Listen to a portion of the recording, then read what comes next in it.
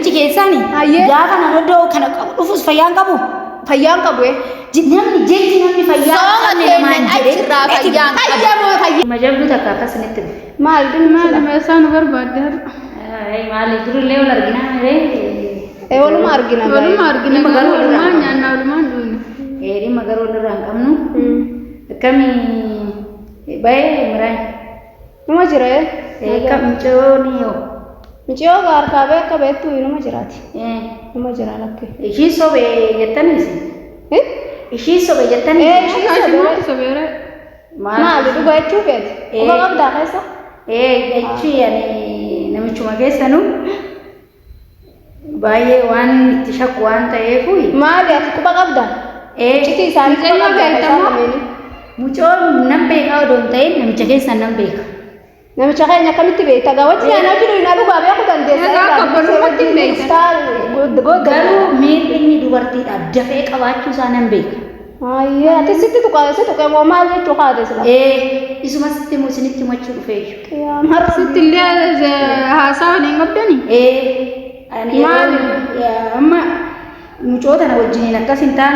taane isinii hin ta'u gaafa fayyaan qabne sani gaatillee akkasitti onni ta'e duraan immoo ammarraa ani amma fayyaa namicha keessanii nan garsus jedhe garuu singalchee nutis barsitti himnee garuu fayyaa hin qabu gaafa san fayyaa hin qabu inni abbaa ilmaan kaatiin ati faanni beekta sammichiyyoon hin beektu nuuni beekta gaati keessa kenna hunda nu beekta waliin wajjinaallee jiruudha waan akkanaa kana sirraa hayyamu nuti ati biraa taatallee anillee waan keessanillee itti dubbadheera har'a jarri sun akka odoo niitii lama qabaa beeku jedhee niitii lama qabdaa maalidha innaan hayyee isaan lachirraa akka gammachuu qabneetti natti haasa'ee naamansiisee gammachuu qabaatu baatu horeetti arrabni isaa jechuun naan jedhe anama inni akkamitti yaade akka man waan hin callisee safaana kufee akkas ta'utti yaade inni isa san jechuun inni immoo isa gaafa silaa sammuu isaa waliin dalagu garuu amma hayyee jira gaafa hayyee nagaa sooma kenna duratti si jaalate sooma kenna booda si jaalate sooma kenna eegaseen si jaalate immoo san duub ani soomaniin dur sooma dura si jaalate sooma dura waliin dabarsine gaafa sooma duraa fayyaan qaba waan fayyaan sanuma gizee samninni fayyaan qabu sooma keessa akkamitti nu dhufaa akkuma durii walitti sooma killee maayyuu hin argine eega soomni kenna seenee hin argine yeroo ergasiisan argine isaan dura garuu walii waan tuuta inni maal inni akka carraa na waliin kufuurfaa ta'uu miira isaa fedha isaa guuttachuuf haa ta'u naa beellamee yeroo baay'ee waliin haasaa turre lakkii isaanoo maal hojjechaa waan biraas godheera walumaan beellamtan malee homaa sin godhu walumaan haasoftan malee maaltu jira mee nutti mijidduma keessa waan hundumaayyuu amma isaaf dubbataa jirtan gatii ta'e jechuudha wala manaan jedhu isaaf waan gatii isin amma jechuudha analle isin amma waan isaaf waa garma isaa inni akkas jechaa jirtaniimi ani immoo ragaadhaan hin deemu. La ragaa taatee waan fedhe taatee sooman achitti inni fayyaan qabu qabatamaan viidiyoon hundi jirtee dhisanii achitti inni fayyaan qabu. Yoo sanii as taate dhugaadha jala bu'isa waan fedhe isa godhe garuu kasaniin achi immoo inni fayyaan qabu irraa dhaabadhuu sin jechuu barbaannetu. Ani amma erga sooma nyaata hin argine erga sooma keessanii. Erga soomni kenna seenee. Isaan dura garuu waa hedduu waliin dabarse. hedduu waliin dabarsine hojii wajji dhugaatuma usfeet illee jaarsa keenya wajji tamaddaate daatis eegisanii achitti olumaan nyaanne olumaan dhuunye olumaan jirraa mireetillee kanaafuu anillee waan kanallee jedheeniira wajjin nyaachaa wajjin dhugaa waan sana osoo beekne taatellee nu beekna edaa asumaa asuma kenna nu beekaa asumaan nu wanni daarte osuma beektu osuma waliin nyaanne kanaaf kan isa saansi dubbanne maal akka naa goota jechuun nutti dhuftere maal godhuu dandeenya amma asirratti harkaa fudhachuun barbaada yookaan immoo waan ragaa qabu mucoosu ragaa qabdu waan ta'eef mana hidhaati baatee miti saniin yoo jira illee ragaa qaba akka san dura fayyaa hin qabne garuu yoo san booda yaasa dhugaa fayyaasaa saniyyuu amma siin jedhaa malee ani fayyaasaa fayyumaa nan beeka arrabni isaa jechi inni dubbatu madaalli qaama isaa fayyaa hin qabu dhalaa hunda jechi inni dubbatu jechuma jaalalaati miirra godhette kuma geessite jiruudha ani yorke ati osoo jechuma jaalalaati dubbataa mire jecha afaan kan mi'eessu barwaani inni fayyaatti dhabe sani malee waan khayru raade waan biraan nuti amma maal nuti taasisa dhufte murakkina nuti nagaa olii qabne akka wanni itti wajjin nyaannee ollallee akka shaati bilisee bira dhuftellee wajjin si kabanyee nagaa wanni ennaa kabajaan hin jirtu dubbiin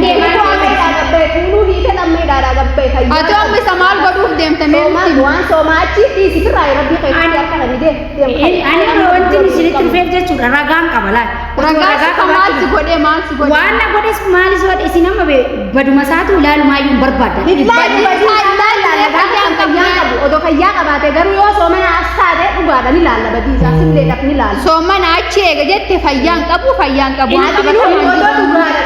qabaate ati osoo nu gartuu isa hojii waan akkanaa dalagdee asuma. Si dhufa fayyaa hin qabne. Akkasii mee fayyaa fudhatanii maal sammuun hin dalagdee. Isa sammuun hin dalagdee. akkasii ani beekama waan ragaa qabne miti waan ragaa qabuuf isa soo ta'e jechuudha. Ragama isaa qabatamaa fi inni rakkoo qabu sinitti nagarsiisa bee ragaa amma akkama haa ta'u jechuun dhuftee nutti dhuftee wayii maal isatti amma siini gaafa inni siin cuusan gaafa inni waa'ee jaalalaa si taasisu gaafa eega amma walumaa jirraa mijeessanis gaafa san jenne kaanallee jechuun jedhana jaalala qabda gaa'ee jaalala inni irraa badeettee as garagaltee waan biraa asuma qabdu gabbee inni irraa kanaaf amma viidiyoo san dubbii kan nama ismaayyuu nan barbaade isa barbaadu dubbii takka dhaga'uun barbaadu isaayyuu barbaadame innis immoo jechuun akkam viidiyoo san waraabeyyuu quban qabu akka nani viidiyoo san waraabeyyuu quban qabu inni akkuma dubartoota kaanii akkuma sobee sini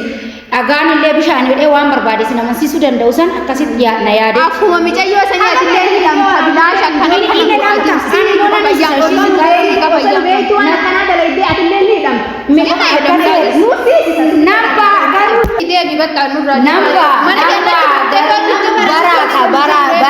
namichi keessa amma isinni fayyaa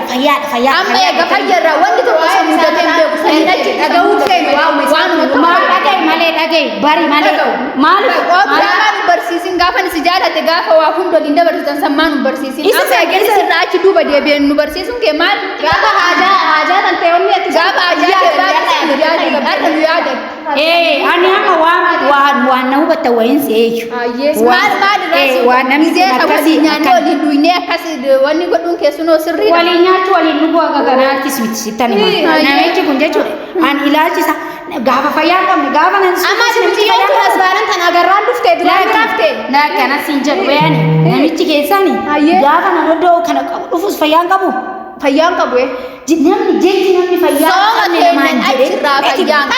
fayyaa qabu waan tuqeessan kun maan jiinati gaafa inni waan si gaafatu maal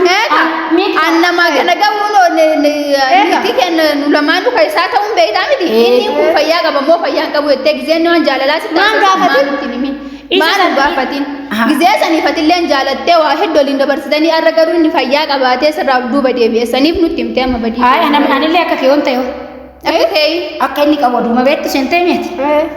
nama akkasii akkana jettee amma arraba dheerattu akkuma ati dogongorte sana dogongoruu danda'a. warri kenna fi isaan kundi walitti dhufaniiti quba qabaa miti amma hin dogongoruu amma haasofni naasa usi fayyaan qabu akkasii jettanii akkuma inni isin hubachiisetti fayyummaa isaa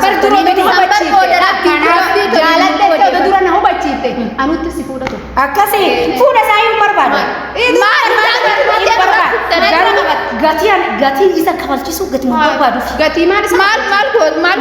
godhu akkuma jaayaan namte sanitti asis hidhamuuf. Ani moo anatti hidhama. Wanni itti fayyaan ragaan wanti tokko jechuudha. Inni illee ragaa qaba. Seerri mana murtii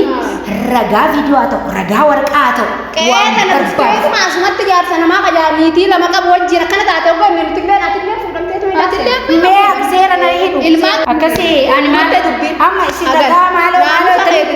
dafii akka goote firraa godhu booda saaxil baata. Singaara mun ilaaluttee mi viidiyoo illee maaliin illee maaliin waan jiru amansiisee jiraata. Soofise sanii bee.